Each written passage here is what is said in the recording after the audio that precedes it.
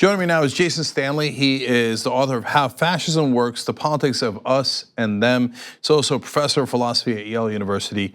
Professor Stanley, great to have you here on the program. Thank you very much. An honor to be here. Thank you. And you've won several awards, including for the book How Propaganda Works. You won the 2016 Prose Award for Philosophy on that. And I have to note this because I think it is relevant to this topic. You're the child of Holocaust survivors? Yes, my father and mother both were refugees. My father from Berlin and my mother from Poland. Okay, so there's so many interesting things in the book, including the 10 steps to fascism. But I actually want to talk about something that you say that is potentially controversial, but I find to be really, really interesting. That fascism has always been here. What do you mean by that? Well, fascism really is composed of different elements, and many of the elements are ones with which we're familiar. I mean, the KKK ideology fundamentally overlaps with documents like the Protocols of the Elders of Zion, which of course was distributed by Henry Ford in the 1920s, hundreds of thousands of copies. The 1930s in the United States were a very fascist time. It was a time when there was in 1939, there was a 20,000 person fascist rally in Madison Square Gardens organized by the German-American Bund. Our history of racist laws, the Jim Crow laws or anti-miscegenation laws, these were the basis of the Nazi Nuremberg laws. Fascism is a politics of purity, and so there's always laws banning the intermarriage, and there's always sort of shame about intermarriage between the out-group and the in-group. And the model for that, a worldwide model for that, was our laws against our anti-miscegenation laws. Our 1924 Immigration Act, praised by now former Attorney General Jeff Sessions, was for Hitler a model. He repeatedly praises it in Mein Kampf, in his second book. So we influenced European fascism. So that is really interesting, and so people get offended by the word fascism, right? And they think of just like the neo-Nazis that were small and out of power for a while, but hearing about it in terms of the real effects it had throughout the history of this country is jarring. The anti-miscegenation laws that you referred to, where people of different races couldn't marry one another, that was not ancient history. What the Supreme Court overturned that in like 1967 or so? Yes, the Loving versus Virginia. Yeah, so 67 or 68, not sure which. Isn't that amazing that there were states in America where you were not allowed to marry a white person if you were black, and vice versa, all the way into the late 1960s.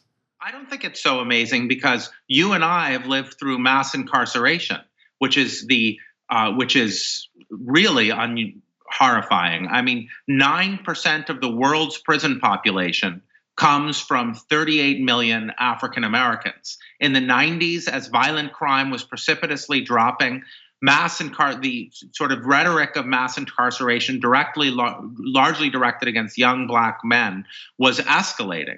So we have this very recent history of vilification of outgroups. Both political parties, the Democrats and the Republicans, engaged in harsh racial vilification.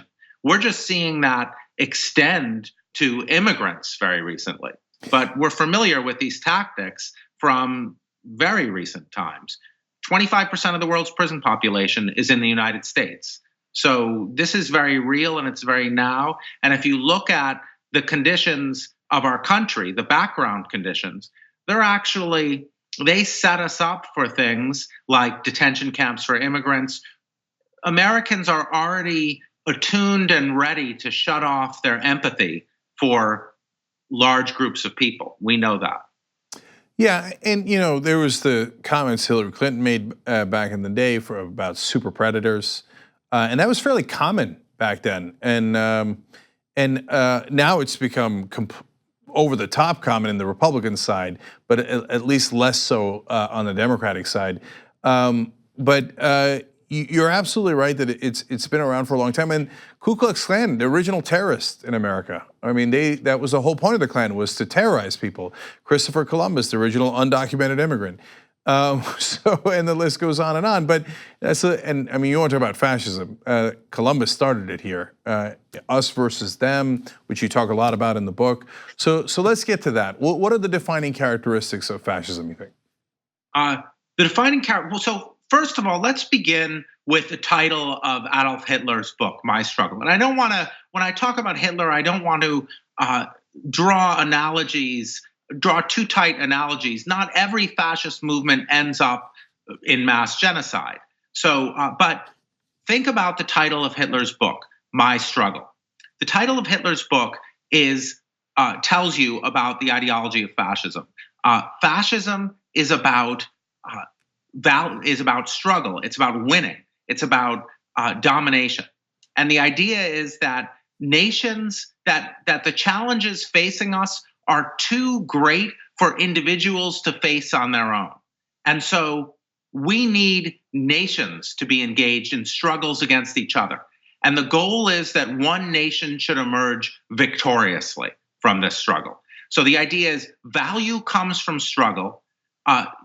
Losers have no value, winners have value, and the challenges facing us are so extreme. We need to be engaged in national struggle, nation versus nation, and we need to win this struggle and become victorious. And so fascism is an ideology based on power and loyalty, and its core is there's a nation that and the members of the nation have value because they've won in this struggle between nations, and the leader represents the nation in the world stage. Yeah, so that's interesting because as a progressive, I really have trouble understanding that, and so I have to struggle to figure out how they're thinking, because when O'Reilly criticizes secular humanists, I just can't understand why being a humanist is a bad thing. That's being pro-human. And so when people say that an American life is worth more than a life in Yemen or Bangladesh, I just don't understand it. And so, but when you frame it in terms of winners and losers, and hence we are more valuable, I guess that's the worldview, and that begins to explain it. And that's why I think Hillary Clinton made a terrible mistake, which we tried to address during the campaign in 2016. I did a segment called Loser Donald, where I gave literally 100 different reasons why he was a loser in the 100 days leading up to the election. Because his strength comes from being a winner of those type of, I don't know, in race wars, identity wars, whatever you want to call it. And they never understood that. So now that he is the president, how does it play out going forward? The plan going forward, I mean, I think one of the plans going forward, countries are always in a battle against their fascist side and their liberal democratic side. And on Veterans Day, I want to remind us, I think we should remember that this country did defeat fascism. This country did defeat European fascism. And we had a fascist movement here, and we successfully fought against it. And by heroism, we overcame it. So I think channeling that history, remembering that American patriotism is patriotism to the values of liberal democracy, liberty and equality.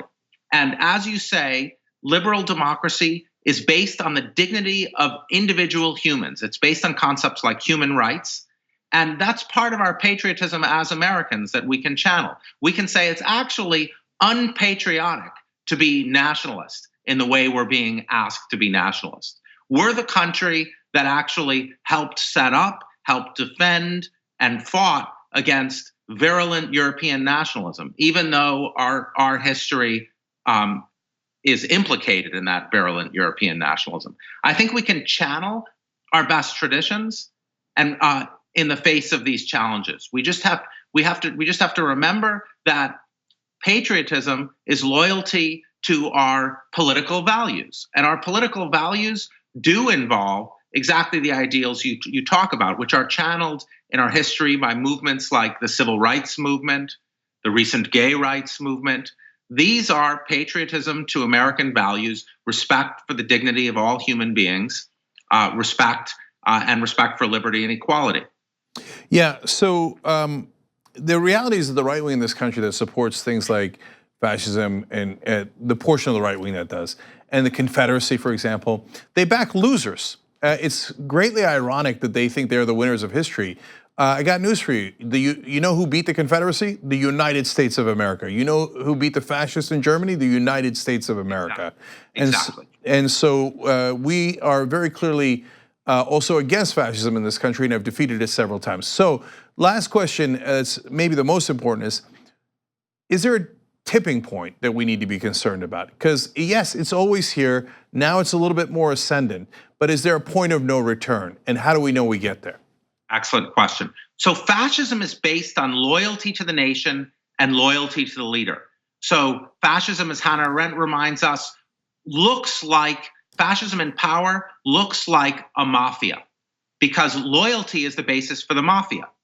So you know that things are going bad when the institutions start sort of rotting out from inside, because they're replaced by loyalists to the leader. So we have to look to our institutions. In liberal democracy, our institutions are devoted to being competent, to fulfilling their mission, to tracking reality. When fascism takes power, there's a couple things to look for. First, the institutions start rotting from inside because they start being turned into mechanisms of loyalty to the leader. So you look for. So Arendt tells us in fascist moments, the competent people are replaced by cronies, loyalists, family members, that sort of thing. Another sign is loyalty to party over parties. This is an Arendt quote. What Arendt means by this is that when you start to find politicians exhibiting loyalty to their political party over loyalty to the concept of a multi-party democracy, you need to worry. When you start to find politicians running on the basis of their loyalty to the party, that they've done well in eroding the multi-party system and shown their own loyalty to the party, that they have more loyalty to their own political party than they do the multi-party system, that's when you really need to worry. And I think, unfortunately, we're seeing some of these signs because we've seen multiple Republican candidates run for major offices on the basis of essentially voter suppression. Yeah. Look, a lot of the books about fascism were obviously written before Donald Trump. You go read those as well as Professor Stanley's book, and it is haunting. I mean, you see a playbook that was written a long time ago, and we can see it in the news every day playing out. And the tipping point is when those institutions do not hold, and the loyalists for the nationalist leader take over. And man, we're right there. And so this is an amazing time we live in. Previous generations got to be heroes by defeating those fascists. We'll find out what we're made of now. So, Professor Stanley, thank you for joining us. The book is How Fascism Works, The Politics of Us and Them. Thank you again. Thank you very much. On the go? Don't worry, we got you covered. You can still listen to TYT at our new podcast network. Find us on Apple Podcasts, the Google Play Store, or at tyt.com/podcast.